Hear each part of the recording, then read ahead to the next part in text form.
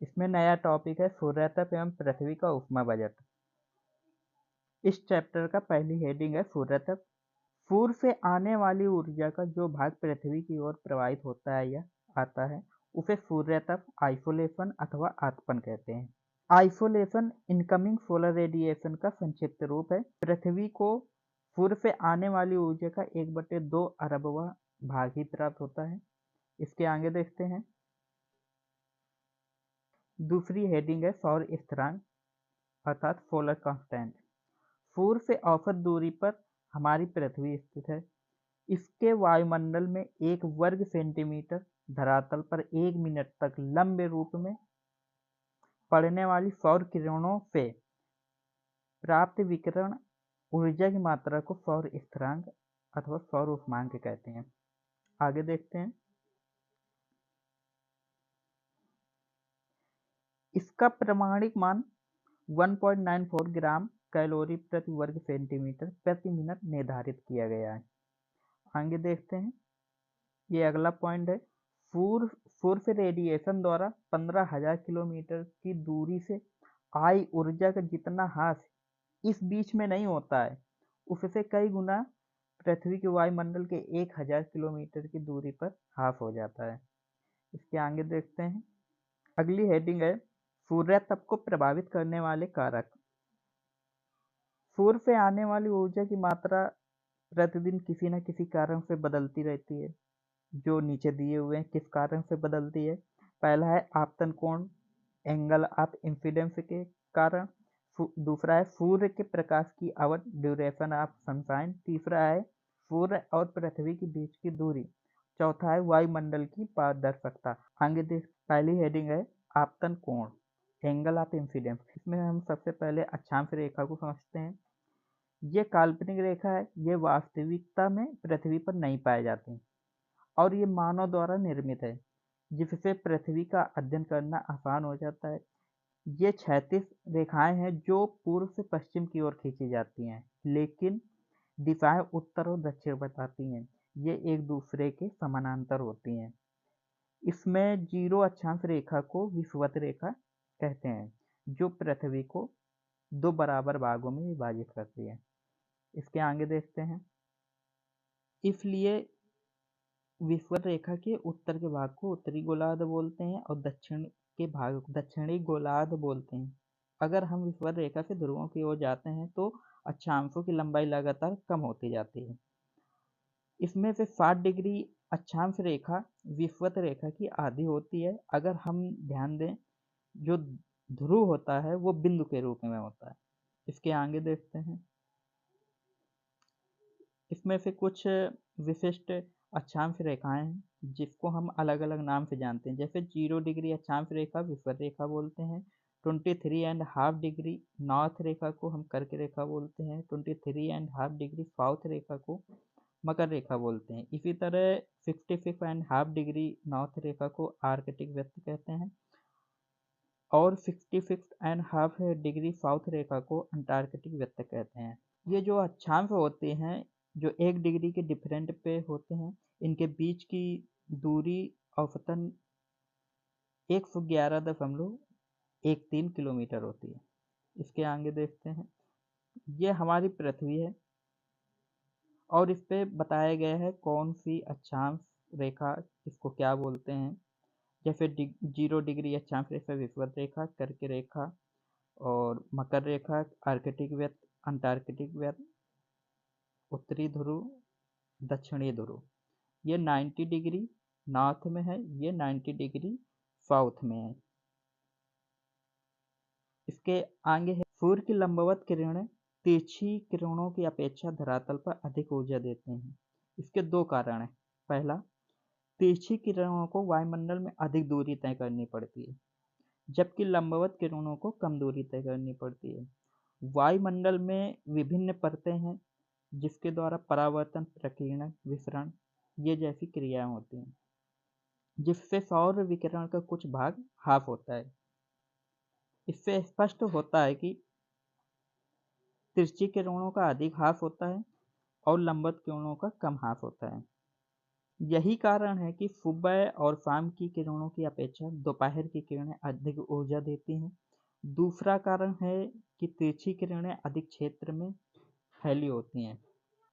हमारी विषुवत रेखा पर सूर्य वर्ष में 2 बार क्रमशः 23 सितंबर तथा 21 या 22 मार्च, किसी किताब में 22 मार्च, किसी किताब में 21 मार्च दिखाता है, को दोपहर के समय ठीक सिर के ऊपर सूर्य चमकता है। इसी तरह कर्क रेखा और मकर रेखा के बीच के भूभाग पर प्रत्येक स्थान पर वर्ष में 2 बार सूर्य दोपहर के समय सिर के ऊपर चमकते हैं, क्योंकि कर्क रेखा पर 21 जून, मकर रेखा पर 21 दिसंबर को सूर्य की किरणें लंबवत पड़ती हैं। इसी में दूसरी हेडिंग है सूर्य के प्रकाश की अवधि। विषुवत रेखा पर दिन तथा रात सदैव 12 घंटे की होती है। जब 22 सितंबर तथा 21 मार्च को सूर्य की किरणें विषुवत रेखा पर लंबवत पड़ती हैं तो सूर्य तक की मात्रा अधिकतम प्राप्त होती है और यहाँ से ध्रुवों की ओर क्रमशः सूर्य तक की मात्रा कम होती जाती है। अब हम आगे उत्तरायण और दक्षिणायन को समझते हैं। सूर्य के उत्तरायण के समय अर्थात जब सूर्य कर्क रेखा पर होते हैं, विषुवत रेखा से उत्तर की ओर दिन की अवधि बढ़ती जाती है और उत्तरी ध्रुव पर 6 महीने का दिन होता है। इसके विपरीत विषुवत रेखा से दक्षिण की ओर जाने में दिन की अवधि कम होती जाती है और दक्षिणी ध्रुव पर 6 महीने की रात होती है। सूर्य के दक्षिणायन के समय जब सूर्य मकर रेखा पर चला जाता है, जब सूर्य मकर रेखा पर होता है, विषुवत रेखा से दक्षिण की ओर दिन की अवधि बढ़ती है और उत्तर की ओर घटती है। तीसरा पॉइंट है सूर्य और पृथ्वी के बीच की दूरी। पृथ्वी अंडाकार कक्ष में सूर्य की परिक्रमा करती है। इस दौरान पृथ्वी 3 या 4 जनवरी को सूर्य के सबसे निकट होती है। इस स्थिति को उपसौर पेरिहेलियन कहते हैं। इस समय दोनों के बीच की दूरी 9.13 करोड़ मील होता है। इसी तरह 4 जुलाई को पृथ्वी सूर्य से सबसे अधिक दूरी पर होती है और इस स्थिति को अपसौर कहते हैं। चौथी हेडिंग है वायुमंडल की पारदर्शकता। भूतल पर सूर्यतप के वितरण पर वायुमंडल की स्वच्छता और अस्वच्छता का काफी प्रभाव पड़ता है। वायुमंडल को पार करते समय सौर विकिरण का कुछ अंश, कुछ भाग जलवाष्प अथवा गैसें द्वारा सोख ली जाती हैं। वायुमंडल की निचली परतों में आर्द्रता की मात्रा जितनी अधिक होगी, सौर विकिरण का उतना अधिक अवशोषण होता है। जिन प्रदेश में बादल अधिक होते हैं वहाँ पर अपेक्षाकृत सूर्यतप कम प्राप्त होता है। आइए देखते हैं सूर्य किस तरह का है, किस किस लेयर में बना हुआ है। सूर्य का निर्माण प्रमुख 4 मंडलों से हुआ है। पहला है कोर, दूसरा फोटोस्फीयर, तीसरा क्रोमोस्फीयर, चौथा कोरोना। सौर ऊर्जा का विकिरण सूर्य की बाह्य सतह अर्थात प्रकाश मंडल फोटोस्फीयर से होता है। यहाँ पे हम देख सकते हैं कि सूर्य पृथ्वी से कितना बड़ा है। सूर्य का व्यास 13,82,000 किलोमीटर है, जो पृथ्वी के व्यास से 109 गुना अधिक है। सूर्य के बाहरी प्रकाशीय सतह को फोटॉन के प्रभुत्व के कारण फोटोस्फीयर कहते हैं। इसी पे है सौर कलंक, सनस्पॉट या सौर धब्बा। फोटोस्फीयर में ठंडा और अंधेरे धब्बों, कूल एंड डार्क स्पॉट्स को सौर कलंक या सौर धब्बा कहते हैं। वहीं पे गर्म एवं प्रकाशित भाग को फैकुला कहते हैं। इसी में आता है क्रोमोस्फीयर। फोटोस्फीयर के चारों ओर जलती गैसों की परत होती है जिसे क्रोमोस्फीयर कहते हैं। इसमें आयन युक्त हाइड्रोजन और हीलियम के एटम होते हैं। इसी पे है कोरोना मंडल। सूर्य के वायुमंडल के सबसे बाहरी मंडल को कोरोना कहते हैं। आगे है सौर पवन, सोलर विंड।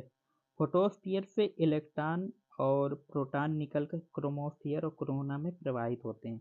उसी को सौर पवन या सोलर विंड कहते हैं। अगली हेडिंग है पृथ्वी का ऊष्मा budget, heat budget of earth. Heat budget को समझने से पहले हम कुछ वर्ड्स देखते हैं। पार्थिव विकिरण। हम देखते हैं कि दिन के समय सूर्य की किरणों से पृथ्वी गर्म हो जाती है और रात में यही गर्मी पृथ्वी की सतह से अंतरिक्ष को वापस लौट जाती है। इस घटना को पार्थिव विकिरण, टेरेस्ट्रियल रेडिएशन कहते हैं। दूसरा पॉइंट एल्बिडो। सामान्यतः क्या होता है कि सूर्य की किरणें पृथ्वी पर लघु तरंगों अर्थात शॉर्ट वेव में आती हैं और दीर्घ तरंगों अर्थात लॉन्ग वेव में लौट जाती हैं। लेकिन जब यही फूल तरंगे लघु तरंगों के रूप में आए और लघु तरंगों के ही रूप में अंतरिक्ष में लौट जाए तो इस घटना को एल्बिडो कहते हैं। ये चित्र बना हुआ है जो शॉर्ट वेव सोलर रेडिएशन का बना हुआ है। इसके आगे ये चित्र है लॉन्ग वेव टेरेस्ट्रियल रेडिएशन का है। इसी को हम डिटेल में आगे समझते हैं। पृथ्वी का औसत तापमान 15.6 डिग्री सेल्सियस है। पृथ्वी पर सूर्य तक लघु तरंगों द्वारा आती है और दीर्घ तरंगों द्वारा वापस लौट जाती है। इससे पृथ्वी का औसत तापमान लगभग एक समान ही रहता है। पृथ्वी और वायुमंडल को सम्मिलित रूप से प्राप्त होने वाला सूर्य तक की औसत मात्रा 0.30 कैलोरी प्रति वर्ग सेंटीमीटर प्रति मिनट मानी जाती है। लेकिन पृथ्वी इस सूर्य तप को संचित नहीं करती है, बल्कि पार्थिव विकिरण द्वारा अंतरिक्ष को वापस भेज देती है। हमारी वायुमंडल को जितनी ऊष्मा प्राप्त होती है उसका लगभग आधा भाग ही पृथ्वी पर पहुंचता है। अब समझते हैं कि हीट बजट कैसे वर्क करता है। माना वायुमंडल की ऊपरी सतह पर प्राप्त होने वाला ताप 100 यूनिट है। इसमें से 51 यूनिट ताप पृथ्वी पर पहुंचता है और 49 यूनिट ताप वायुमंडल तथा अंतरिक्ष में परिवर्तित हो जाता है। अब देखते हैं, इसमें से 35 यूनिट पृथ्वी को पहुंचने से पहले ही अंतरिक्ष में परिवर्तित हो जाता है, जिसमें 6 यूनिट अंतरिक्ष में प्रकीर्णन द्वारा, 27 यूनिट बादलों द्वारा, 2 यूनिट पृथ्वी द्वारा परिवर्तित हो जाता है। सौर विकिरण की इस परावर्तित मात्रा को पृथ्वी का एल्बिडो कहते हैं। इसी में 14 यूनिट वायुमंडल द्वारा अवशोषित हो जाती है।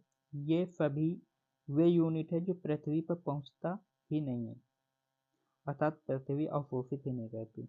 आगे है, इस प्रकार 51 यूनिट ताप धरातल पर पहुंच पाती है और ये 51 यूनिट पृथ्वी द्वारा अवशोषित कर ली जाती है। फिर उसके बाद पार्थिव विकिरण से वापस अंतरिक्ष में लौट जाती है। इसमें से 17 यूनिट सीधे विकिरण द्वारा अंतरिक्ष में लौट जाती है और शेष बचे 34 यूनिट वायुमंडल द्वारा अवशोषित कर ली जाती है। इन 34 यूनिट में 6 यूनिट स्वयं वायुमंडल द्वारा, 9 यूनिट संवहन द्वारा, 19 यूनिट वाष्पीकरण के द्वारा अवशोषित कर ली जाती है। इस प्रकार वायुमंडल द्वारा कुल 48 यूनिट 14 + 34 अवशोषित कर ली जाती है। पृथ्वी और वायुमंडल द्वारा प्राप्त ऊष्मा दोनों द्वारा छोड़ी गई ऊष्मा के बराबर होता है। यही ताप के संतुलन को ऊष्मा बजट अथवा ऊष्मा संतुलन कहते हैं।